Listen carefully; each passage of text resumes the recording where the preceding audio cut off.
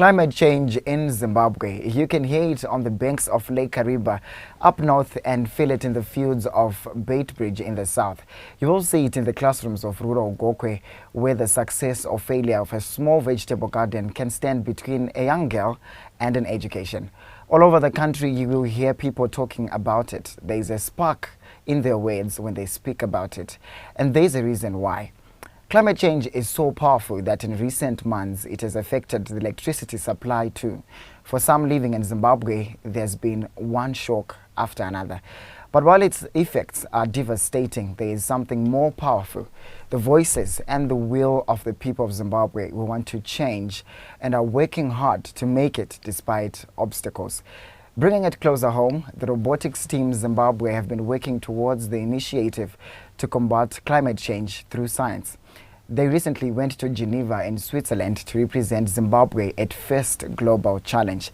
And today we are joined by their mentor, Mr. Charles Matanga, and team captain, Mr. Blessed Kuchka Uripo. Now, welcome to People and Earth.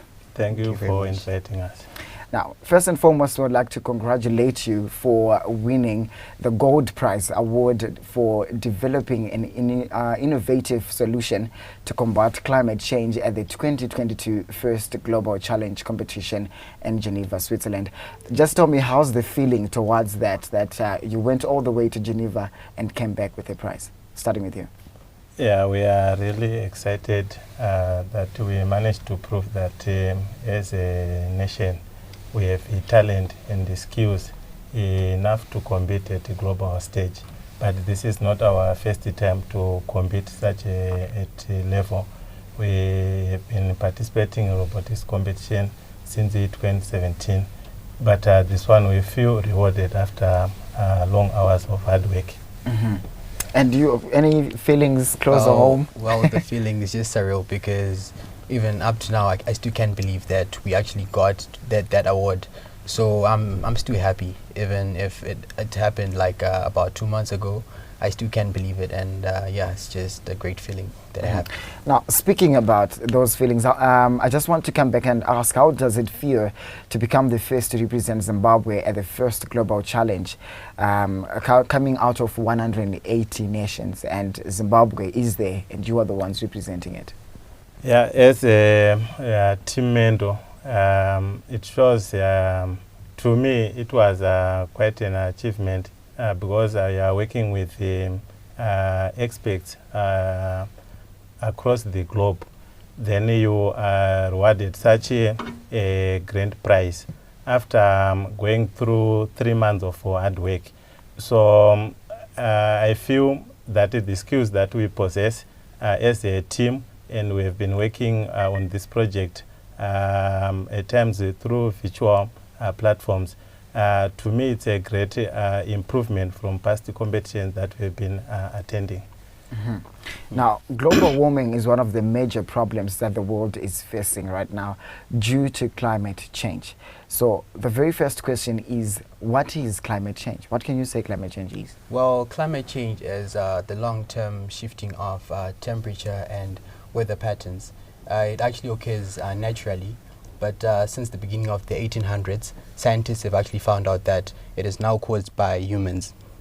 Mm-hmm. Yes. And I understand that you are members of the robotics team. How did this team come into form and shape? Okay, so this team is open to any Zimbabwean student in the age group 13 to 18. What we do is we advertise once we start preparing for the competition. Then students from across all schools from Zimbabwe are invited to apply, and we do some interviews. Then those with the resources permitting, at the moment we don't have kind of a sponsor, so it is the parents and schools who will be assisting in terms of resources that are required to participate in the competition. So we have been working with the Tenwood High, Prince Edward and Bernard Musek College. We managed to assemble a team of 6 students that traveled to Geneva. Mm-hmm. Now, traveling to Geneva with these young people, Was the vision clear that you're going to enter this competition and come out first, or you just wanted there with a vision of making sure that you are going to take part in something that you've always wanted to be doing? Okay, so the whole idea behind the competition and as well as traveling is we want to use the science and technology to solve real life problems. So our projects are based on STEM, science, technology, engineering and mathematics. How can we use the science subjects being taught in class to solve global challenges that we are facing, those 17 SDGs for UN. We believe that if we are to teach these students, expose them to real life practical examples of where we can use the science, whether at national, regional, or even at district level. So that's the main idea behind assembling a team and traveling. So it's not about just traveling. We also learn about what we call competition. It will be a competition, but at the same time, we are going to use the cooperation. So it's competition plus the cooperation to give us competition. What we are teaching these students is that as an individual, I cannot solve all the problems, but we can work as a group or we have alliances. Everyone coming from each and every country, we're coming together to solve a particular task at hand, like climate change that we were just talking about. All right. Now, given the whole brief that you just given us about your team, can you explain what your project then was about? The whole idea was to come up with a type of energy that is sustainable and that doesn't produce fossil fuels. So we also looked at the issue to do with wetlands. So these wetlands are actually being used the wrong way. So our plan was to make a plastic out of cassava, because these wetlands they have plastic pollution. So we're trying to replace those bad plastics with a biodegradable plastic, which we made from cassava. So we extracted starch from cassava, then we made the plastic, and this plastic can actually be used in the form of fuel, because there's something called plastic briquettes, and these are actually used as a source of fuel. So we're trying to use that idea and retrofit it with what's existing already, so that we get a sustainable energy from the cassava. Just before we got to break, I must say this was quite an ambitious project to partake of. How did you come up with this? That maybe brainstorming it and having that one line of thought that you then went with? Well, it wasn't very easy because everyone had a suggestion. So we were brainstorming and everyone was supposed to bring in their ideas. So actually narrowing it down to that one idea, that was the harder process, but we managed to do it as a team.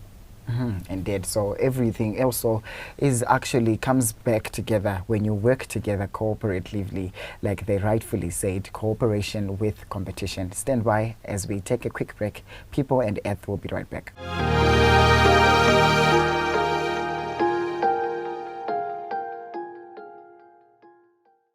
Welcome back to People and Earth, and today we are discussing more about global warming, particularly climate change. That's what we are discussing, and we have quite bright people in studio to partake in the conversation that we are having today.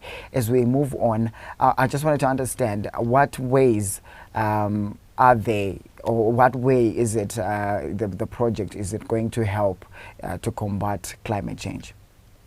Okay, thank you. So climate change, like it has been defined that it's a long shift in terms of weather patterns and the temperature and all attributes related to climate. This project aims to reduce the emission of carbon dioxide into the atmosphere. The theme for the competition actually was carbon capture. So how can we minimize releasing carbon dioxide into the atmosphere? So we felt that we should have a shift towards how we are doing our farming in Zimbabwe. As you understand that we have a lot of small-scale farmers who are doing tobacco, who are growing tobacco, and they cut down a lot of trees to cure tobacco, that on its own contributes to an increase as we are curing tobacco again. We are burning fossil fuels again. We are releasing a lot of carbon dioxide into the atmosphere, which at the end will produce greenhouse gases, and that will result in an increase in temperature. Then we are going to witness changes in weather patterns. So the project is proposing a shift in our approach. Yes, we get a lot of money from tobacco, but why not try to invest in this new innovative idea where we are going to use cassava. It can be used for food. At the same time, it can be used to produce like the biodigestible plastic that has been just mentioned, which we can commercialize. The money that we were getting from tobacco, now we can get it from an environmental friendly way of production. So we are trying to reduce carbon dioxide which is being released into the atmosphere. At the same time, we are now going green or using kind of eco-friendly means of production. Indeed. Like rightfully said, tobacco brings in a lot of money, but why not invest in such a new cause that might actually stop gas emissions and make sure that we are going green in the fight against climate change? Now, talking about climate change, we cannot help it but go back to the issue of global warming. And they are also taking an initiative of fighting global warming. What really is global warming? How can you define it? Okay, so this is a general increase in the temperatures.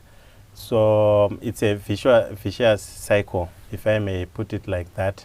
We are going to have a slight increase in temperature, which, like what Blessed say, it could be caused from natural hazardous environments, or it could be human activities. So the increase in the temperature is going to melt ice sheets. Then we are going to have an increase in sea level. We are going to have, because of the heat, we are going to have a current being generated. Then we are going to have some hurricanes coming from water bodies. Then they are going to destroy. We are going to have a lot of rainfall or storms, which will destroy even crops that are in farms or whatever, and we are going to have infrastructure being destroyed. So all in all, in short, of course, global warming, in short, we are simply saying an increase in temperature, but it becomes a vicious cycle which becomes harmful to people. Well explained. Now, coming back to you, Blessed, maybe if you can share with us the causes of global warming, and what do you think how global warming is doing, or maybe its effects on planet Earth? Well, the causes include the general burning of fossil fuels, some methods that were developed a long time ago and people can't let go, like burning firewood.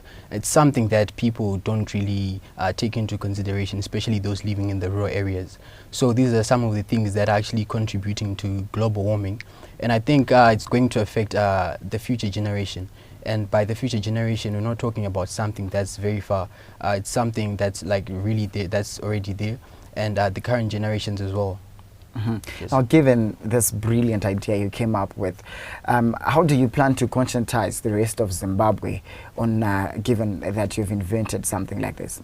Well, the first initiative would be to go to schools or to younger people like us and actually tell them about global warming, about climate change, and introduce the project to them. So if we're able to talk to these younger generations, these younger people, I think it will be easier so that they can spread the word. As they are still very active. So we're going to start with that, raising awareness in schools, going to public places, if it means going to homes as well. So that's the main goal.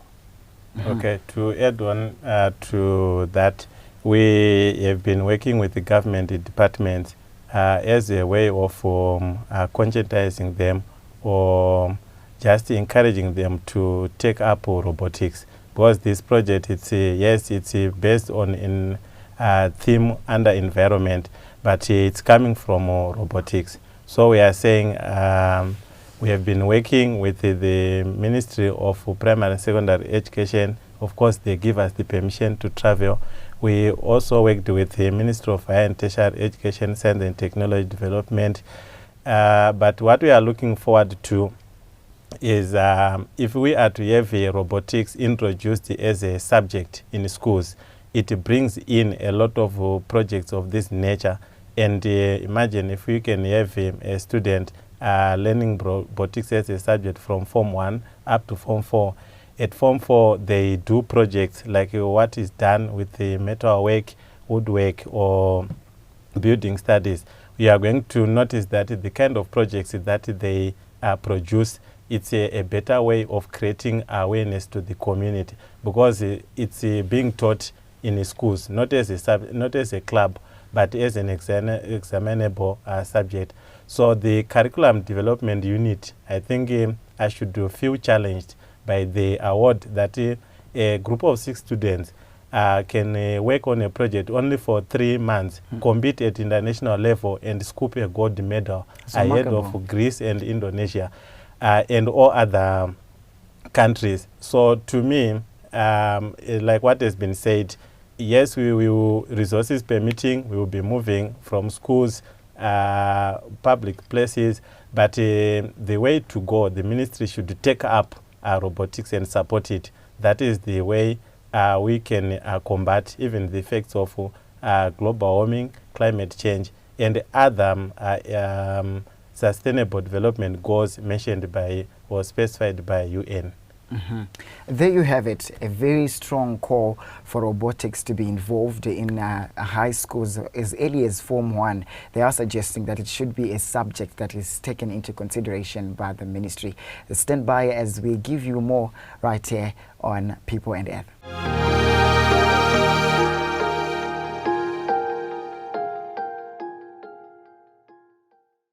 Welcome back to the last and final segment of People and Earth. And today, if you're just joining us, we are discussing more about climate change. With me in studio is the Robotics Team Zimbabwe, a team captain, as well as the team mentor, who are joining me as we unpack more. You might know that recently they were in Geneva, Switzerland, where they scooped the gold prize after representing Zimbabwe pretty well. Now, as we move forward, the new Zimbabwe stresses on science and technology coupled with innovation. How is this helping you, especially as the younger generation, and how is it helping you? Let's say it has been all over the news that the president and the new government keep on emphasizing that there is need to specifically look at innovation in science, and there you are inventing things. What do you think about that as young people in Zimbabwe? Well, I think innovation is actually our future, because if we look at other countries, they are also pushing the same agenda, technology, innovation, and new things actually being made every day. So I think as the youth, it's something that's going to keep us busy, keep us away from drugs, keep us away from bad things that many youth are now doing nowadays. So I think it's a great initiative because we actually need it. Robotics, especially robotics for me, robotics has actually helped me realize that it's something that I really love.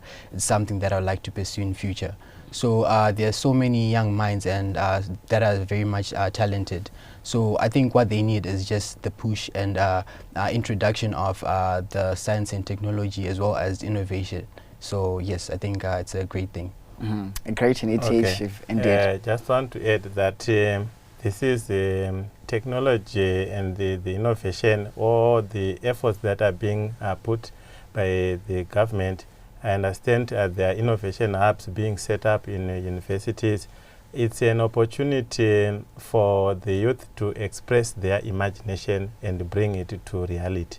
So imagine we have Rwanda. They are using drones to deliver blood supplies and other medical supplies to remote areas. We have other countries using driverless tractors, driverless planters, driverless combine harvesters. we have robots being used to pick apples in plantations. You can spray chemicals in a plantation using drones. So to me, the innovation drive being driven across tertiary institutions and also in schools, it's an opportunity for the youth to bring imagination into reality. And if they are to take up the opportunity, I'm sure they keep themselves from trouble. At the same time, they are building the future. Indeed, it is all about building the future. As we move forward, in total, you were 180 competitors, and this is quite a huge number, if I must say. What made you come top of the list? Do you think you had any uniqueness in your project, or maybe the hard work that the team pulled through? What could have been that special ingredient that saw you to the top? Allow me to start by thanking our Almighty for guiding us. It is the wisdom that we were given as a team. You know, you are coming from a developing world against the developed world. There's a digital divide, but we managed to go against all the odds, and we surpassed whatever they brought, believing that they had done the best. We outclassed them. So to me, it was all about teamwork. When we are working with the students, we encourage them to be hands-on. So it is not the mentor or the coach who is doing a lot of work, but you give them the platform for them to express themselves, you guide them and you help them. So to me, it was more about teamwork. Each and every team member was aware of what was happening in the team, and they were free to air out, criticize each other, document, and work as a team. So, and also the experience that we have managed to get from previous competitions. With the other competitions, I think they have been helpful for us to act as a platform for us to produce this kind of award-winning project. In 2017, we once attended this competition in Washington, D.C. Then 2018 in Mexico City, 2019 in Dubai. Then in 2020 and 2021, we could not travel because of COVID.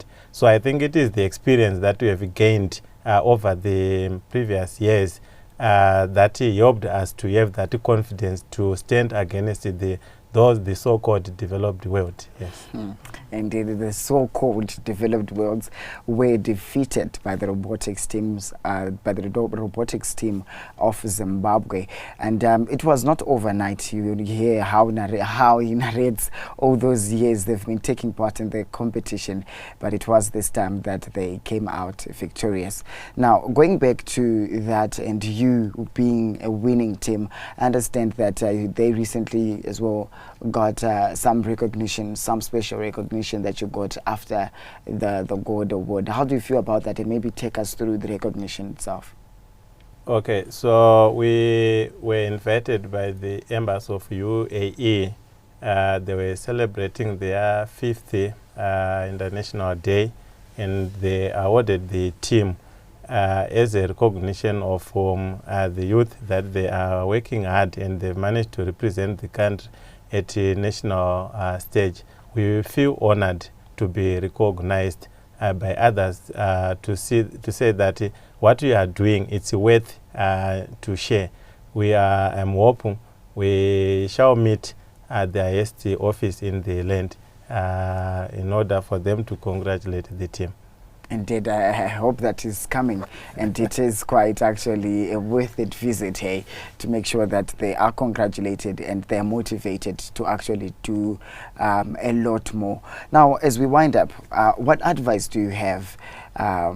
Maybe I'll start with you. What advice can you give to other young people who are actually thinking, what is this robotics? And someone maybe who is actually learning from the conversation that we had today, especially about climate change. Maybe just give a few words of advice to young people out there. Well, I think this achievement that we got, it's a starting point for someone who's actually learning about this news. So I think just seeing what we have managed to achieve I think that's something that should mean something to another youth, to another person out there, another young person out there. So I just want to say that if you have a dream, it's something that you should just push for. Because no one is going to push that for you. So if you don't wake up with that, if you don't wake up with the dream, go back to sleep. And also, as it is being said, technology is the future. So I actually urge the youth out there that they should focus on those certain projects, because it's something that is actually building our country, building the continent, even the rest of the world. Well, congratulations once again for making Zimbabwe proud. Thank you so much for coming. Thank you for inviting us. Now, there you have it. We were discussing with the robotics team Zimbabwe as they were victors in the competition they had in Geneva, Switzerland. We were unpacking more on global warming as well as climate change. That's what we do right here on People and Earth. My name is Ronald Kwatidzo, and like I always say, remember to keep safe, stay motivated, and always be happy. Goodbye.